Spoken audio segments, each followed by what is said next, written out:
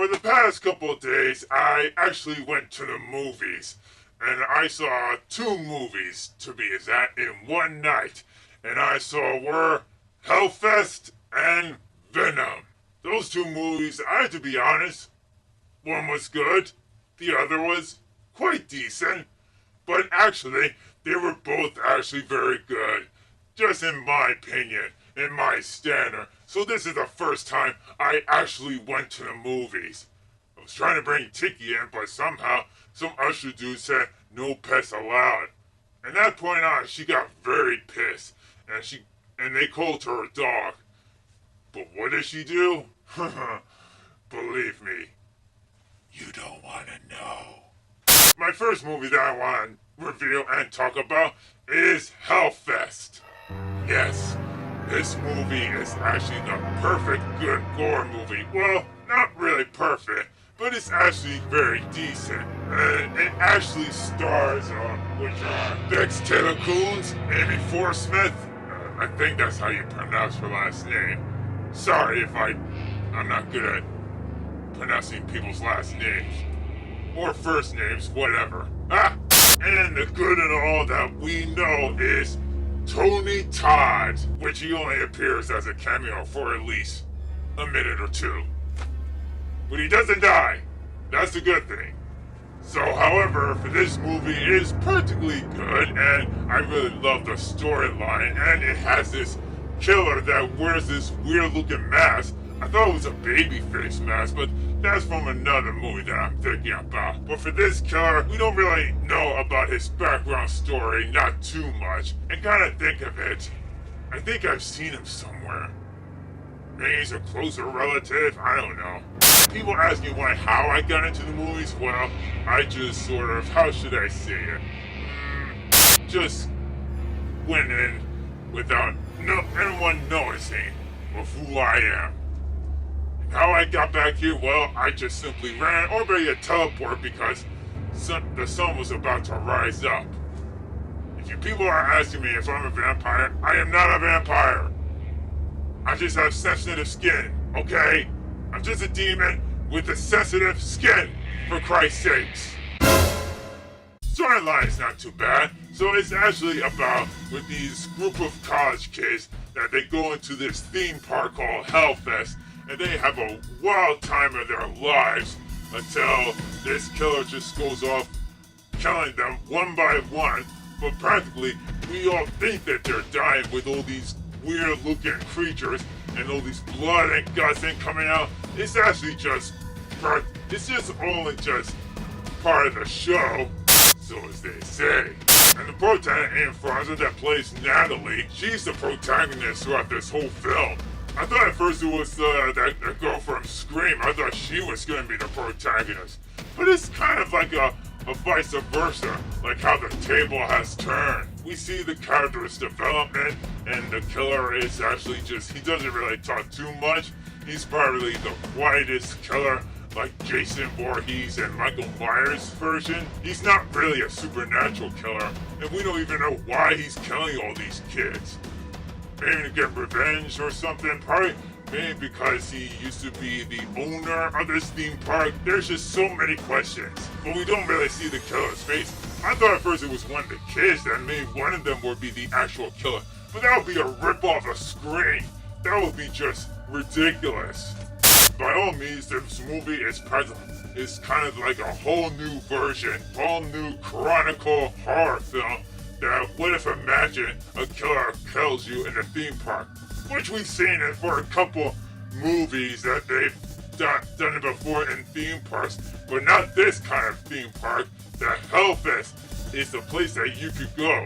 Move over, Six Flags. Hellfest is the place to be. Now for the next movie, I really want to talk so bad, and I've been dying to review this, and which is Venom. A lot of people have been getting some heat for this movie. But when I saw it, I liked it. I don't know why people hate it. I just don't get it. What was it? Was it the storyline? Was the characters, the actors, the script? No, I like this movie. And to be honest, it's practically decent. However, the storyline and the origin was kind of rushed.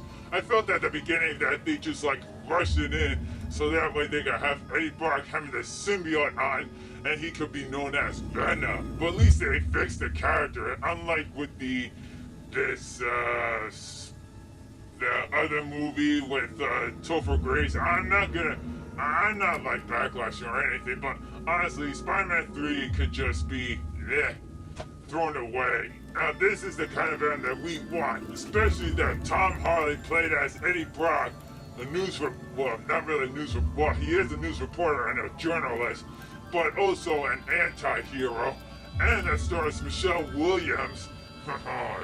That girl, I haven't seen her since the movie of Oz the Great and Powerful with James Franco, and also Sir Riz Ahmed that also played as Riot. I thought at first, wait, is he Carnage? Because there's no way he can't be Carnage. But when I saw the symbiote suit and his name was Riot, I kind of think, wait, was Riot in the comics? Because I don't remember being in the comics that much. He is in the comics. He was in Venom Lethal Protector. So that was the only time that we got to see him. But other than that, this movie was practically good, and it was definitely decent. But however, with, like I said, they kind of rushed it so they could at least see Venom there. And at first, the Sony and the producers and directors said that they were going to have Venom just only there for 30 minutes. Then that's not even long enough. We need to see more of Venom. Venom is like the most anti-hero main character to see. And finally, he does say we, us, and ours, and not that I, me, or I, mine, me, or mine. See, that's how Venom is. Venom and Eddie Brock are two separate beings. That's who they are. And honestly, I just love the visual effects. They're amazing. And the CGI, they were practically good and great.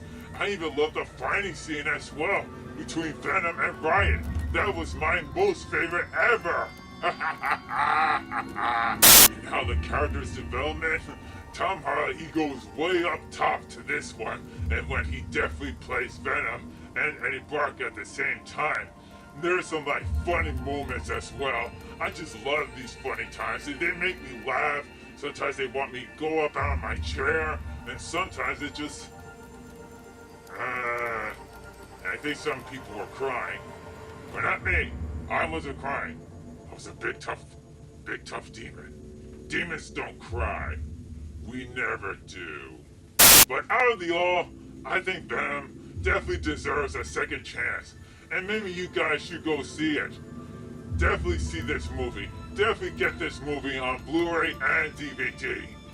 So, just to rate these films for both Hell Fest and Venom, for Hell Fest, I'll have to give it a 9.5 out of 10. And as for Venom, I'll have to give it a 8.4 out of 10. For Hell Fest, the practical effects were amazing. Lots of violence and gore, and the characters, they were pretty interesting. And even with Tony Todd, that he was only there as a cameo, I thought for sure he would have been mostly in the film much more, but he was only there one time and that was it. But the killer, he was very interesting, and I hope we get to see a background on him, and I hope they do make a sequel to Hell Fest. And Venom, pretty good, a good start, and definitely seeing that Tom Hardy playing both Eddie Brock and Venom, he does a great job on it. He did a perfect role as Bane from Dark Knight Rises, and he did a good job on this film too. Both these films definitely deserve to watch and give it a second chance. You really want to see this movie to believe it? If you don't believe me, watch it for yourselves. Definitely getting both these movies on Blu-ray and DVD. Dark Shadow here, so catch you on the flip.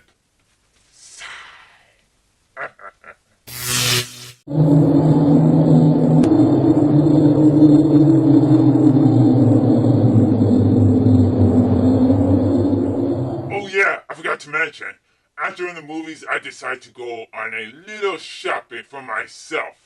I even got some good graphic novels as well. I got I got The Vengeance of Venom, that's my favorite. The Birth of Venom, my also favorite. And last but not least, Venom Lethal Protector. Definitely collect them. If you guys don't have it, you should definitely get these graphic novels. They are worth to die for.